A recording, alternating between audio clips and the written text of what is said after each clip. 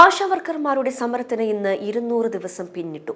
നിരവധി ആവശ്യങ്ങൾ ഉന്നയിച്ച് സെക്രട്ടേറിയറ്റിന് മുന്നിൽ ഫെബ്രുവരി 10-ന് ആരംഭിച്ച സമരമാണ് ഇന്ന് 200 ദിവസം പിന്നിടുന്നത്. മുടിമുറിക്കൽ ഉൾപ്പെടെ വ്യത്യസ്ത സമരങ്ങൾ നടത്തിയ ആശാവർക്കർമാർ ഇന്ന് സമരപന്തലിന് മുന്നിൽ അത്തപ്പൂക്കളം തീർത്താണ് ഈ ഓണ ദിവസത്തിൽ പ്രതിഷേധിച്ചത്. ആശാവർക്കർമാർ സെക്രട്ടേറിയറ്റിന് മുന്നിൽ ആരംഭിച്ച രാപ്പകൽ സമരം ഇന്ന് 200 ദിവസത്തിലേക്ക് കടന്നു.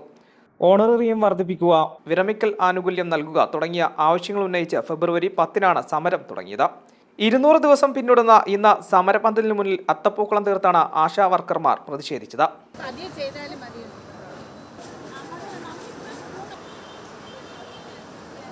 അതേസമയം സമരം ആരംഭിക്കുമ്പോൾ തന്നെ തങ്ങൾ സമരവുമായി മുന്നോട്ടു പോകുമെന്നും അവകാശങ്ങൾ നേടിയെടുക്കുന്നവരെ എത്ര യാതനകൾ സഹിക്കേണ്ടി വന്നാലും ഓഡിറ്റോറിയം വർധന ഉൾപ്പെടെയുള്ള പ്രധാന ആവശ്യങ്ങൾ നേടുന്നതുവരെ സമരം ശക്തമായി തുടരുമെന്ന് ജനറൽ സെക്രട്ടറി എം.എ. ബിന്ദു പറഞ്ഞു.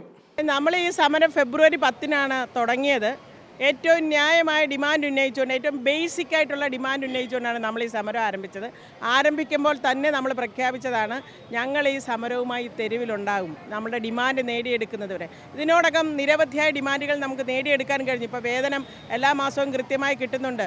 വേതനത്തിന് ഏർപ്പെടുത്തിയിരുന്ന ക്രൈറ്റീരിയ പിൻവലിച്ചു.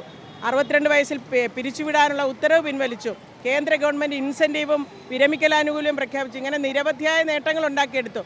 ആശാവർക്കർമാരുടെ ജോലിയെ സംബന്ധിച്ച് ഒരു കൃത്യത വരുത്തി ഇതെല്ലാം നേടിയെടുത്തു. പക്ഷേ അടിസ്ഥാനപരമായ 2 ഡിമാൻഡുകളുണ്ട്: ഓണറേറിയം വർധനവും വിരമിക്കലാനുകൂല്യവും.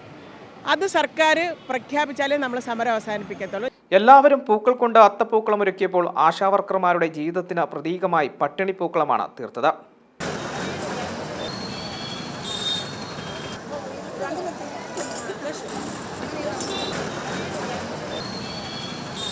അന്ന് തങ്ങൾ പറഞ്ഞ ഡിമാൻഡ് സർക്കാർ അംഗീകരിച്ചിരുന്നെങ്കിൽ ഇന്നീ 4.5 മാസം തെരുവിലിരിക്കേണ്ട അവസ്ഥ വരില്ലെന്നും ബിന്ദു പറഞ്ഞു. M5 news, Thiruvananthapuram.